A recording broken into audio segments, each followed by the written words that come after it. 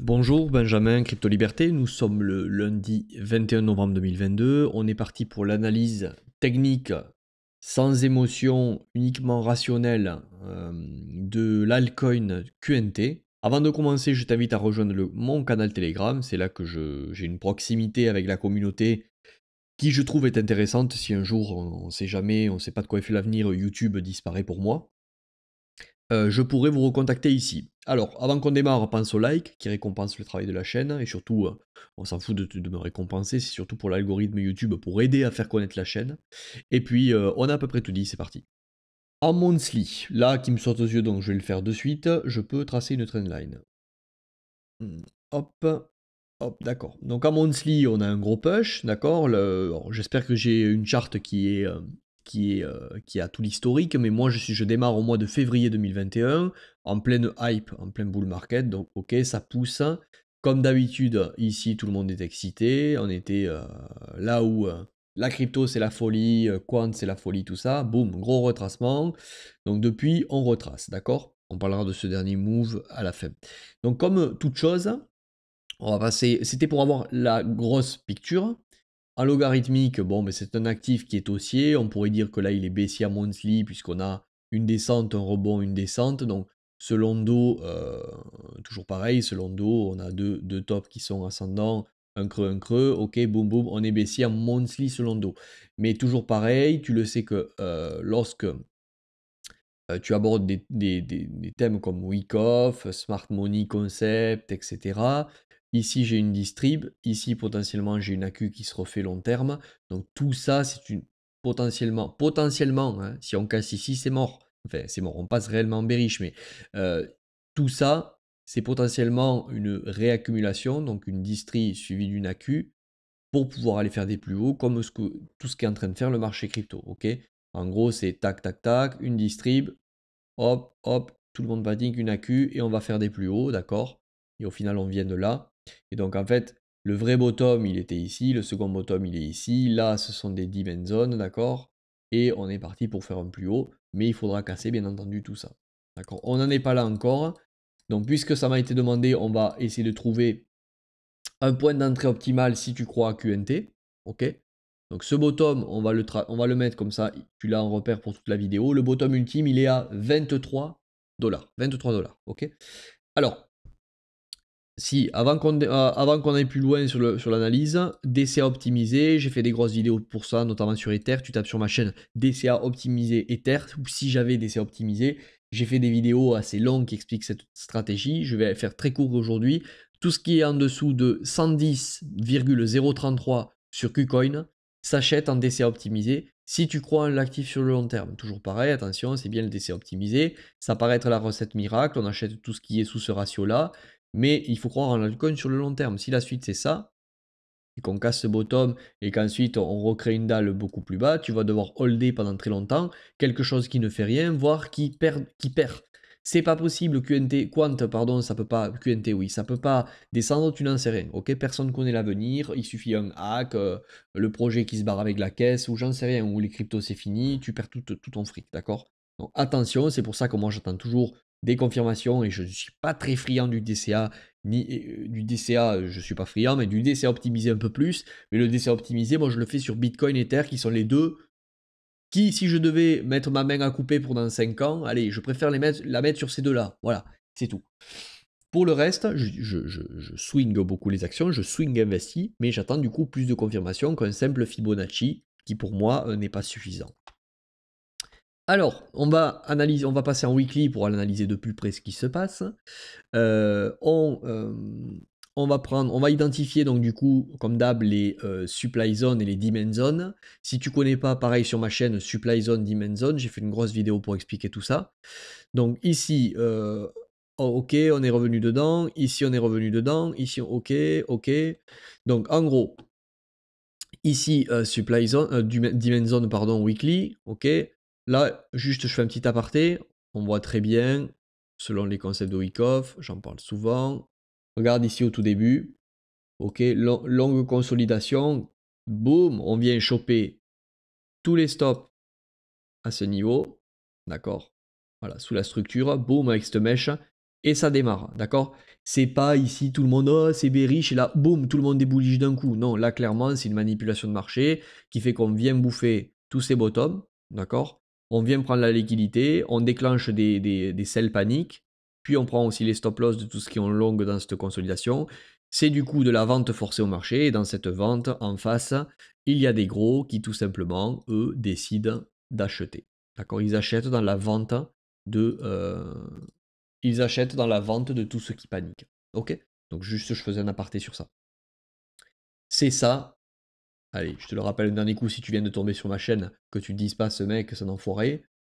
C'est ça, la demand zone. D'accord? La demand zone, c'est la dernière panique avant la vente. Donc hop, demand zone ici, demand zone weekly. D'accord? Boum, on sort, on break. On revient une fois dedans, deux fois et on s'envole. D'accord? Donc on pourrait en identifier une autre ici. Tac, en weekly. Hop. On a break, on n'était pas revenu. Comme par hasard, on s'envole. Ici, ça FOMO. Ici, une autre dimension zone qui se crée, d'accord? Qui est défendue. Donc les gros poussent le marché, entre guillemets. Hein. Le marché est poussé. Hop, on revient pas retester, il est poussé. Les gens se disent on reviendra jamais là-dedans, mince, tout ça, cette zone de rechargement, cette dimension zone. Hop, finalement, les gens décident de rentrer où? Ben, ils décident de rentrer ici. Parce qu'il y a eu conso, boom, gros break. On rentre sur le breakout ici. On est incapable de timer parce qu'on n'est pas trader. Hop, on panique et on se retrouve. Bien entendu, le marché y revient. Et on se retrouve, pour ceux qui sont rentrés là dans la dernière excitation, à aujourd'hui moins 86%. Enfin, pas ici, mais ici. Quoi. Ok. Donc forcément, ici, ça capitule au pire des moments. Bon, ok. Alors, toujours pareil, cette dimension zone, du coup, on n'y est pas revenu ici. On l'a effleuré. Ok. Donc celle-ci, bien sûr, on y est revenu sur cette panique. Ok. Elle a été traversée. On réagit dessus.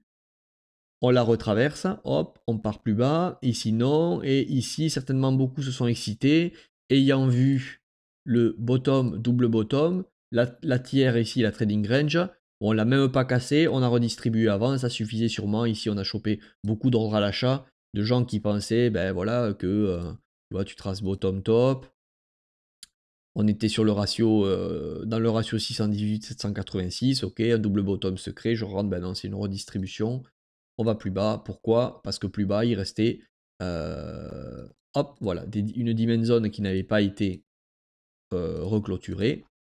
C'est ce qu'on a l'air d'avoir fait. Donc le marché sur QNT est pas mal équilibré d'un point de vue weekly.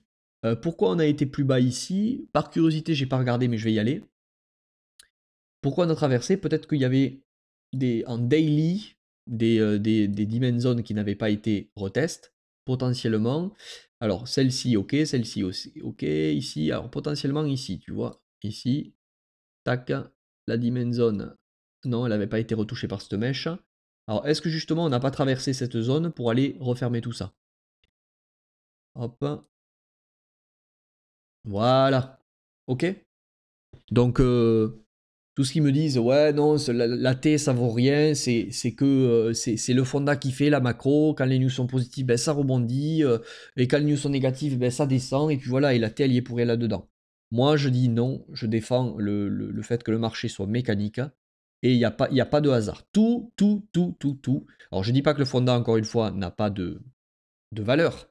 Je dis que le fonda peut accélérer les choses. Mais en tout cas, les gros portefeuilles, ce qu'on appelle la smart money, qui eux décident d'envoyer le prix où ils souhaitent, ben, bien sûr vont être attirés par les super fondas parce qu'on peut les faire pusher encore plus et on peut attirer encore plus de monde. Mais par contre, quand il y a besoin de distribuer et qu'on doit ramener le prix dans une dimension zone, on le fait. Et quand il y a besoin d'accumuler et d'envoyer le prix dans une supply zone, on le fait, ou alors faire un nouvel ATH. Et nous les petits, on doit comprendre ça et essayer de capter les bons fondas parce qu'il y aura certainement des super perfs dessus, et pas que, parce qu'il y a des shitcoins qui font des perfs énormes, et arriver à comprendre qu'est-ce qui se passe. Donc tu vois bien que là, il y avait une dimension zone weekly, mais il y avait une petite dimension zone daily qui n'avait jamais été refermée, qui était le déséquilibre ultime du marché, et on est revenu méché dedans, comme par hasard. D'accord. Ok. Donc alors, on continue, on va le supprimer puisqu'elle est fermée. Celle-ci, on repasse en weekly, hein, c'était pour te le montrer. Donc ça, on va le virer. Le poids ultime, on le garde. Ok. Alors, maintenant, Elle, du coup, on est d'accord, elle a été refermée sur cette descente. On va voir maintenant ce qui nous reste. Ici, pouf, on s'envole. Alors, celle-ci en weekly. Hop. Celle-ci, depuis qu'on la break, tu vois déjà ici, on n'y est pas revenu. Hop, donc ça, c'est un niveau où on n'est pas revenu. Je l'ai mis ici. Ici, à l'intérieur de cette dimension zone, on peut réidentifier celle-ci, si tu veux. D'accord? Bon, on va le mettre aussi. Dimension week. Dimension week. Enfin, on va pas en mettre deux. On va virer la petite, mais on va identifier le niveau. D'accord? Tac, voilà. Ok. Donc ici, on est d'accord maintenant, en dessous, tout est théoriquement comblé. Tout est théoriquement comblé, donc en weekly, en daily, on n'a pas de raison d'y aller dessous. Ok? Le bottom protégé, normalement, c'est celui-ci maintenant, sur cet actif. Si besoin d'aller chercher de la liquidité dessous, ce sera fait. Peut-être qu'en H4, en H1, il y a des niveaux clés, des déséquilibres qui n'ont pas été bons. On va pas y aller parce qu'on est investisseur, hein, mais tu as compris ce que je veux te dire. Donc ça, c'est OK. Donc, maintenant, à quoi on pourrait s'attendre? Est-ce qu'on rentre ici? Non, tu vois bien que là, on est plus maintenant dans des zones. Ici, en tout cas, ce niveau était plus une zone de vente, puisque là, il y a des supply zones. Alors, est-ce que maintenant, je rentre ici? Voilà, c'est ça qu'il faut se dire. Est-ce que je rentre ici? Pour moi, non. Non, pourquoi? Parce que en daily, il y a quelque chose qui ne me plaît pas. Donc, on va revenir en weekly pour que tu puisses déjà le voir. Ok, en weekly, on a ce qu'on peut appeler ici. Ce qu'on peut appeler, oui, ce qu'on appelle d'ailleurs un double bottom. Bottom, bottom, ok, la tiers, elle est ici, la neckline. Un top plus haut. Donc ici, double bottom, aussi un petit double bottom. Ensuite, qui a poussé tout ça. Hein. Ici, on peut voir un gros double bottom, d'accord? Confirmé au-dessus de la tiers. Hein. La tiers qui est la trading range, d'accord? Alors, on va l'identifier. Je vais l'identifier ici. Hop, tiers. Trading range. Ok. Donc, quand on casse comme ça un niveau majeur, on s'attend à voir de la force et que ça continue. À la limite, un petit retest et on continue. En gros, on ne doit pas trop s'attarder ici. On est revenu dans ce bloc. Ce bloc-là, je te l'ai déjà dit déjà dans une autre vidéo, il y a des fois des blocs, on y revient à l'entrée, ok, rejeté une fois, deux fois. Il a fallu y revenir plus profond parce que certainement qu'il y avait un déséquilibre à combler là, sur le haut de cette mèche, en H4 ou en H1, ok. Mais on revient dans ce bloc, donc on va dire supply zone weekly, d'accord. Donc lorsqu'on break là comme ça la tire, et que tu vois qu'on arrive dans une zone de vente, ce qu'on est censé voir, si c'est bullish et que ça continue, en gros si ce W là est bullish, on est censé voir à la cassure de la tiers, on est plutôt de la trading range du coup, on est censé voir quelque chose de ce style, ok? Hop, hop, une panique, une autre panique à la limite, et hop, et une envolée. D'accord? Si on zoomait ici à l'intérieur de là, ce qui se passe là on est en weekly, il faudrait zoomer en daily, en H4, on va aller peut-être le faire en daily pour voir, mais on est censé voir plutôt une réaccumulation. D'accord? C'est-à-dire une petite distrib, à la limite, suivie d'une réaccu, et hop, mais au-dessus de la tiers, ok? Moi je ne ferai rien tant qu'on n'arrivera pas là-dedans, qui est la dernière dimension que l'on a en plus pas retesté, dans un marché qui est quand même bien équilibré en haut et bien équilibré en bas. Je chercherai des points d'achat dans des zones comme ça. Ceux qui ont réussi à jouer, tu te rappelles ici, il y avait une ancienne dimension, hein, weekly en début de vidéo et daily qu'on a identifié. Ceux qui ont réussi à gérer ici cette accumulation ont pu prendre ce trade. D'accord? Il n'y a pas de souci. Mais c'est là que tu vois que il faut savoir swing investir. Il ne faut pas se contenter que d'investir. C'est dommage, celui qui investit là, et il croyait to the moon, et là finalement on se retourne et on va peut-être revenir à son prix d'équilibre. Il va se dire, purée, le marché quand même il m'a fait 200-300%, j'ai pas pris de profit, quoi. C'est dommage, parce que si ici tu sais investir, ça monte, tu prends des profits, ok? Les deux, allez, tu prends quelques profits parce que tu comprends qu'on est en supply zone et tu as identifié qu'on a fait une distribution ici, ou potentiellement qu'on fait une distribution au-dessus de la tiers, tu prends des profits, et si tu crois en quant, ok, avec les profits que tu as pris là, sur le dump, ici, tu rachètes beaucoup plus de quant, ok, tu t'évites un drawdown de moins 60% si on revient dans cette zone. Donc potentiellement, le rejet qu'on a eu là, sur cette distribution, me laisse à penser que l'objectif est de revenir ici. D'accord? L'objectif est de revenir ici. Donc, est-ce que tu dois prendre... que ce bottom, en gros, pour moi, ce bottom, pour moi, n'est pas celui qui est protégé. D'accord? Le réel bottom protégé, nouveau bottom protégé, pour moi, il est ici. Donc, est-ce que ça veut dire qu'on ne va pas partir? Non. Ça veut dire qu'en termes de risque-reward, si tu prends une position ici sur Quant, ou si tu l'achètes, ou si tu l'as acheté ici, il faut que tu sois prêt à encaisser encore une perte de moins 50%, d'accord? Moins 30, moins 50. Si tu as peur de rater l'occasion, chose que je ne t'encourage pas, que l'on ne revienne pas ici,